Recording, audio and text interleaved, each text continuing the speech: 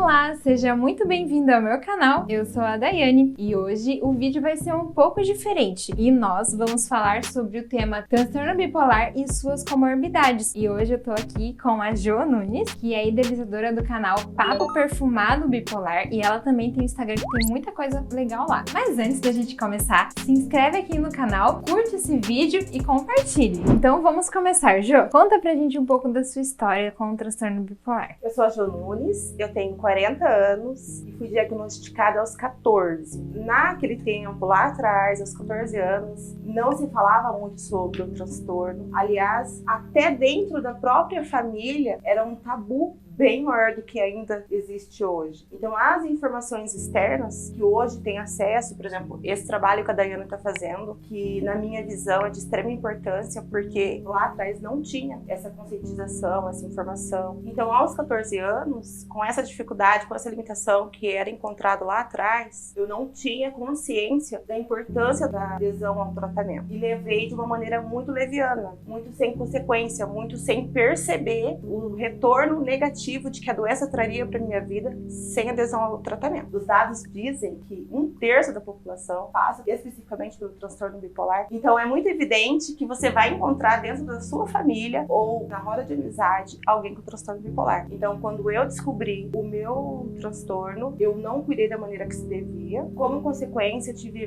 várias crises e consequências diante dessas crises, principalmente de mania, porque os meus picos sempre foram em mania. Eu sou bipolar tipo 1. Então você seguiu sem o tratamento até quando, assim? Quando que você começou a fazer o tratamento? Então, já com um diagnóstico em mão, mas sem serventia nenhuma, porque eu não cuidava como se devia. Eu fui levando minha vida no oba-oba, na festa, achando que estado de mania, a maneira em que eu me encontrava era uma festa, porque de fato as pessoas de fora te veem assim, chegando até a confundir muitas das vezes com personalidade. Então era muito comum, por exemplo, eu ouvi e ouço ainda até hoje: nossa, como você é alegre, meu Deus, como você é dinâmica e fala muito e muito proativa, vai fazer uma festa e já papapá e já cuidou de tudo. Não era quem eu sou, não fazia parte da minha personalidade. Isso daí é característica da doença. A depressão em si nunca foi muito, embora eu já tenha passado por algumas bem profundas, mas ela nunca foi tão marcante quanto, por exemplo, a mania. Eu sempre vivi no polo mais alto que no baixo. As minhas amigas, hoje elas entendem sobre a minha condição e elas conseguem, por exemplo, falar assim: nossa, eu me lembro de quando você fez tal coisa, agiu de tal maneira. Recentemente mesmo, uma amiga me emocionou muito porque ela falou assim pra mim: eu estou muito feliz que você esteja bem, que você esteja fazendo tratamento, mas eu tinha medo de você. As suas atitudes me assustavam, mas não contra a integridade dela, contra a minha própria. Ela me via me colocando em situações de risco e temia por isso, mas achava que fazia parte da minha característica, da minha personalidade, quando na verdade nunca foi. Com 19 anos eu tive a minha primeira crise mais séria de depressão. Mas você tem uma vida tão incrível, você tem uma casa incrível, você tem uma família. Por que você tá assim? Não existe uma razão, existe a razão. E a razão é em função do nosso transtorno. Eu consigo colocar para fora o que eu penso e como eu já me senti, mas não foi sempre assim, e é muito difícil. E além de ser muito difícil a pessoa não conseguir falar, quando vem esse questionamento externo para você, uma coisa que é tão pequena, que é tão limitado, se torna muito grande. Porque daí vem a cobrança da sociedade, a cobrança da família, a sua própria cobrança por você não conseguir lidar com coisas simples. Tinha o cabelo, escovar um dente, limpar uma casa, não consegue. A pessoa não é preguiçosa por isso. E talvez eu vá me emocionar durante esse vídeo, porque ter esse espaço para falar sobre, além de me abraçar muito, aquecer muito meu coração, me causa muita emoção, porque eu quis muito, eu desejei muito poder ouvir isso em outro momento, sabe? E a gente poder falar, e agora...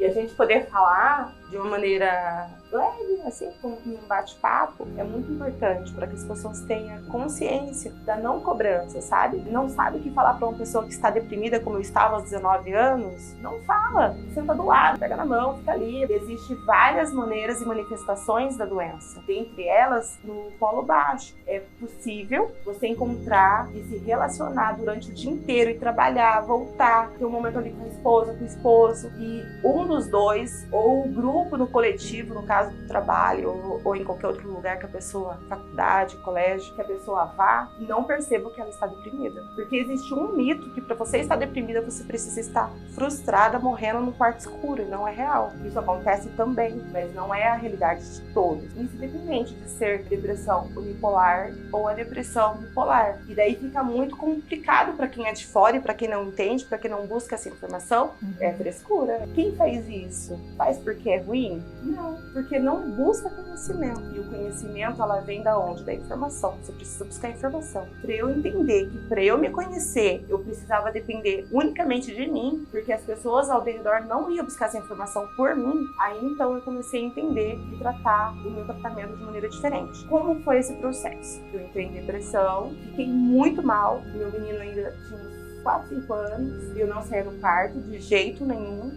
para tomar banho, para comer, para nada. Eu me sentia em um deserto muito grande, um banquinho assim, bem baixinho, e eu sentada naquele banquinho. Sem som, sem barulho. Eu poderia estar vendo as pessoas, eu escutava as pessoas conversando próximo a mim, mas eu não conseguia absorver nada do que era dito. E não que eu não quisesse conversar com a pessoa. Em alguns momentos, sim, eu preferia me isolar. Mas muitas das vezes eu me esforçava, e esgota a gente, né? Se esforçava, se esforça, senão eu vou conversar. A pessoa tá aqui, ela veio me ver, eu vou falar com ela. Mas eu me sentia tão vazia. Sabe o Vale dos Ossos Secos? Tipo, é mais ou menos isso. Só o meu corpo ali, sem alma, sem nada. Eu tinha uma criança que dependia de mim. E eu não conseguia fazer o básico pra ele. Durou 3 meses. Foi o tempo maior, assim, que eu fiquei dentro do quadro de depressão. E eu tive uma vizinha que foi uma bênção na minha vida, para que os outros vizinhos não vissem ela indo lá em casa, pedindo roupa pra lavar, ou dando comida, porque eu não fazia nada. Então ela alcançava um pratinho de comida pro meu filho pelo muro, ele pegava pelo muro e ele comia, e era a refeição dele, porque pra mim o mundo ali não existia mais. E quando eu consegui saindo aos poucos desse quadro de depressão, eu comecei a avaliar outras coisas que antes eu não tinha como valor, que era a família. Se eu abandonar tudo, eu vou perder o que pra mim é mais valioso, que é a família. Eu fui buscar ajuda com os profissionais, sozinho não tem como. Daí então eu percebi a importância que tinha a adesão ao tratamento. Mas aí eu levei certinho? Não. Comecei a tomar medicação, opa, me senti boa de novo. Tão boa que não tinha necessidade da medicação. Super engano. Eu não conseguia entender que eu estava entrando numa situação melhor em função da medicação. Eu parei com o tratamento assim, nem sei quantas vezes, muitas. Nossa. Por razões diferentes, assim. Horas porque eu me sentia tão bem, outras porque eu tive a minha fé questionada, porque eu não creio em Deus que isso, ou que aquilo, e que fez aquilo. Creio. Então você não precisa de medicação. E aquilo entrou na minha cabeça como um burburinho, sabe? Então eu parava e vivia todo esse tempo sem a medicação em mania, louca. Com todo respeito da palavra louca, tá, gente? Louca no sentido de fazer loucuras. Saía fazendo coisas sem pensar, me colocando em risco, confusões e gastos, e enfim. Fui indo por um caminho assim que estava me autodestruindo. Passaram-se mais uns 3 anos, eu tive novamente um outro episódio de depressão. Aí nesse mais sério. Eu horas ia no médico, pegava uma receita, tomava um remédio uma semana, não preciso mais, parava.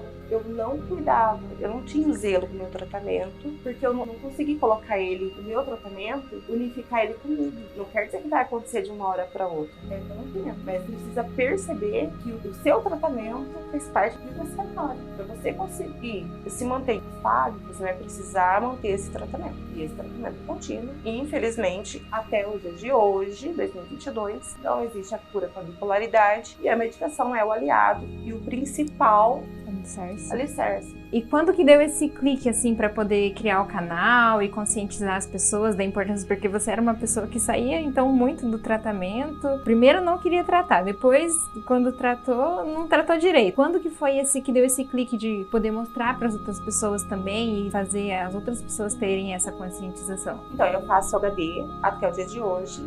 HD, para quem não sabe, é o Hospital Dia. É uma alternativa, uma opção para quem precisa de um tratamento mais assistido. É um internamento que te possibilita passar o dia todo lá, sendo acompanhada por uma equipe e à noite retorno para casa. Eu entrei no CHD porque a minha psiquiatra entendeu que eu estava, naquele momento, sem condição nenhuma de responder pelos meus atos no quadro de mania. Então eu fui fazer o HD. É uma equipe maravilhosa. São os médicos, os psiquiatras, tem psicólogo, tem assistente social e tem um momento ali que é a troca entre os pacientes. E ouvindo eles compartilharem da vida deles, das experiências deles, fez com que eu me autoanalisasse através da fala deles. Eu ia me emocionando, eu ia entendendo o porquê eu estava ali e que eu não estava só, porque ali eram 30 pessoas com a mesma bagagem, embora seja cada um individual. Os bipolares não são todos iguais, cada bipolar tem a sua própria bipolaridade. E foi ali que eu fui entender um pouco sobre a minha. Foi ali que eu fui deixando cair um pouco a guarda. Eu tinha muito receio em falar sobre. Eu não falava, eu não mencionava a saúde mental de jeito nenhum. Até que as minhas amigas vieram a descobrir que eu fazia acompanhamento médico, levou muito tempo. Mas não por vergonha de ser quem eu sou e nem pelo transtorno que eu tenho. Era por não saber fazer com que o outro entendesse a minha condição. Eu pulava essa etapa de não querer falar sobre mim. Quando tive a oportunidade de conhecer outros bipolares que compartilharam de suas vidas de maneira tão cuidadosa, tão sensível, e eu percebi que eu também era capaz de falar sobre. E a partir daí, o Cláudio, que é um colega lá, que foi uma pessoa muito importante, falou: meu Deus, você fica quietinha, mas quando você fala, você soma muito. Tem pessoas precisando te ouvir. E foi aí que veio o estar. Que legal.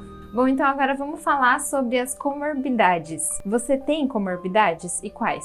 Sim, eu tenho. Eu não vou generalizar, dizer que todos os bipolares têm, mas a porcentagem é muito alta. As mais comuns, por exemplo, é a ansiedade, o transtorno de ansiedade generalizado. É muito comum uma pessoa bipolar ter o transtorno de ansiedade, fobia social, o próprio toque, pânico. O TDAH também entraria nisso? O TDAH, que é o meu caso, né? As compulsões por jogos, por sexo, o vício em bebida. É muito comum que as pessoas bipolares tenham seus diagnósticos retardados, assim. Até que se chegue ao diagnóstico fechado, leva-se muito tempo e se perde muito tempo. Por quê? Uma das razões são as comorbidades. Porque a pessoa dificilmente vai chegar a uma consulta da maneira que eu cheguei em mania. A grande maioria vai em caso de depressão. Então, quando chega lá em caso de depressão e o médico não tem a sensibilidade, não tem o olhar, não tem tempo, na verdade, de fazer uma anamnese com esse paciente, ele vai medicar essa pessoa como depressão unipolar, quando na verdade é bipolar,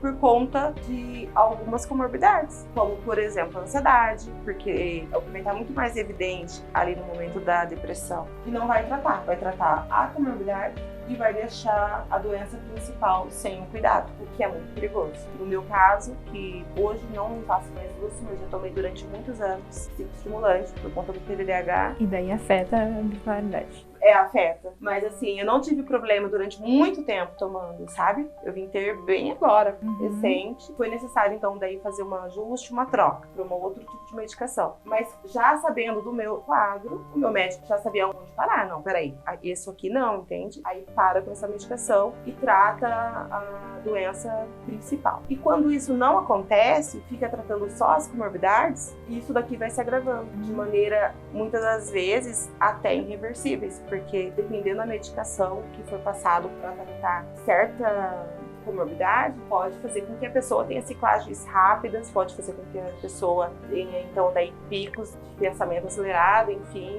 e acabar levando até a direção do suicídio. No caso, o que seria comorbidade? Assim, comorbidade seria qualquer doença? O termo comorbidades vem de junções de doença, 2 ou mais doenças. Então, existem as comorbidades clínicas, físicas. Dentro do transtorno bipolar, é muito comum, por exemplo, a pessoa ter problema na tireoide, ter problema de diabetes tipo 2, ter problema cardiovasculares, tensão muscular. Isso daí fica muito mais fácil, daí então, de ser identificado, porque você sabe apontar a causa. Estou sentindo dor no meu ombro, você consegue tornar isso para o seu médico. Mas e quando vem para o outro lado, as comorbidades não clínicas? Aí é mais difícil. Fechando o diagnóstico, é portador do transtorno afetivo bipolar, mas tem outros transtornos. Então, esses outros transtornos recebem o nome de comorbidade. E como que faz, então, para ser tratado? Conjunto, né? Depende. Por exemplo, Pode ser que a pessoa sofra com TAG, transtorno de ansiedade generalizada, e precisa sim tomar, então, daí um ansiolítico, alguma coisa para controlar a sua ansiedade. Essa medicação só pode ser liberada quando a pessoa está em um nível mais eutímico, mais estabilizado. Aí, então, ela pode tratar a comorbidade. De outra maneira, não tem como se fazer. Por exemplo, se você está em crise, não está num eixo assim, de equilíbrio, não vai ter como o médico tratar o TDAH, por exemplo, que é uma comorbidade, tentando fazer com que você estabilize. Tipo, você já está em quadro de hipo ou mania, como é que vai tratar o TDAH? Não tem como. Então você precisa estar estabilizado para daí então, se necessário, porque tratando a bipolaridade, daí, da maneira correta, você já consegue fazer com que algumas outras comorbidades sejam mais alinhadas. Quando isso não acontece, aí o médico que vai encontrar a melhor maneira, obviamente, de fazer com que seja estabilizado as comorbidades juntamente com a bipolaridade. Mas lembrando que o tratamento principal sempre vai ser a bipolaridade. Nossa, muito legal. Agora clareou muito aqui na minha cabeça, eu espero que também clareie na cabeça de vocês. Mas eu também queria saber, no teu caso, quais são as comorbidades que você tem, assim? Eu tenho TDAH, transtorno de ansiedade, pânico, fobia. E como é que é o tratamento desses aí que você tem? Você tá tratando eles ou só o tratamento do transtorno bipolar já basta? Hoje, eu mantenho só o tratamento para o transtorno. Ela tá ali. A comorbidade, ela não vai sumir. Ela continua ali. Só que você tratando o problema principal, vai fazer com que ela permaneça ali quietinha. Mas pode ser que de vez em quando aconteça alguma coisa. E daí, neste momento, então é entrado com o tratamento para aquela situação. Mas não é uma coisa que eu vou precisar estar cuidando sempre. Porque eu vou cuidar sempre da razão principal, que é o transtorno bipolar. Entendi. E você falou um pouco dos vícios, né? Como que seria essa questão? Os vícios também entrariam como comorbidade? Os vícios também entram como comorbidades. É muito comum a pessoa bipolar ter vícios. Dentre eles, os mais comuns é o uso do tabaco, álcool, maconha. Também é muito importante, Dai, deixar muito claro aqui essa questão das comorbidades, que não precisa sair por aí todo mundo assustado. Acontece, é muito comum sim, vai ser muito difícil de encontrar por aí um bipolar que não tenha nenhuma comorbidade, mas também é muito importante dizer a questão da predisposição. Por exemplo, a questão da genética. A comorbidade, ela é uma sementinha, tá dentro de mim, tá guardadinha ali. Todo mundo tem a sementinha ali, entendeu?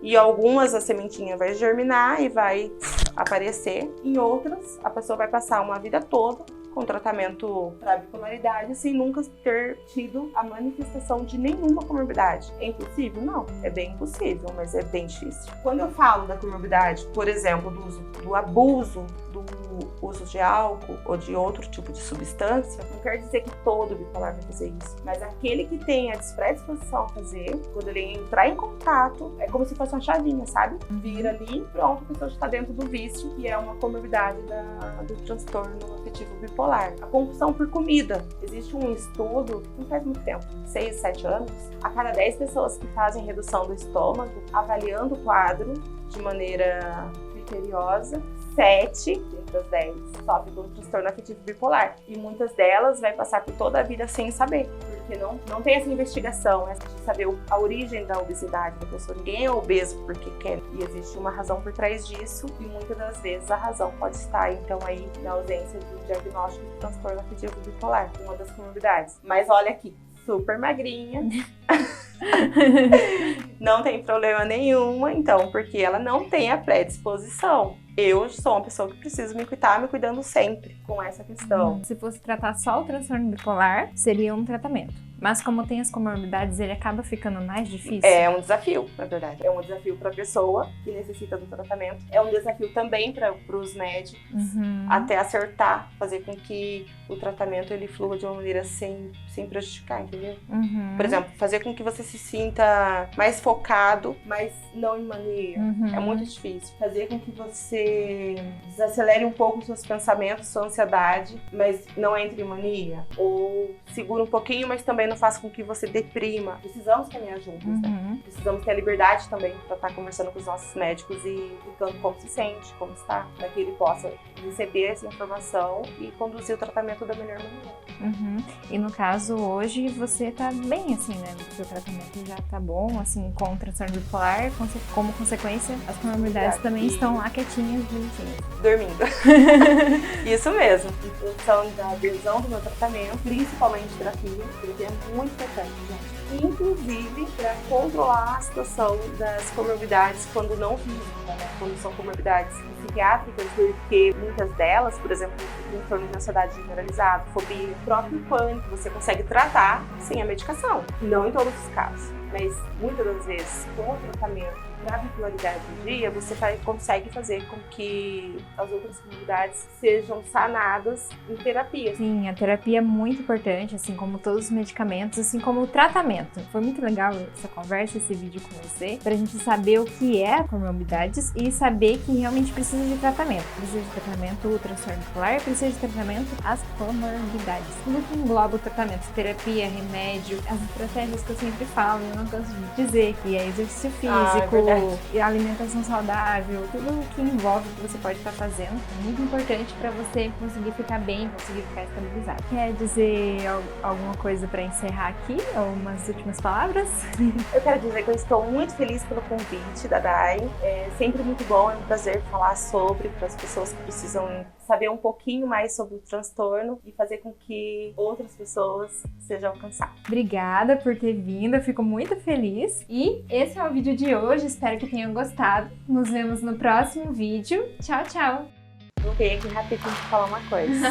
Por acaso você já deixou um joinha? Você já compartilhou com alguém que você ama, alguém importante na sua vida, um grupo de amigos, com um grupo da família, porque certamente você conhece e ainda que não conheça, vai conhecer um bipolar.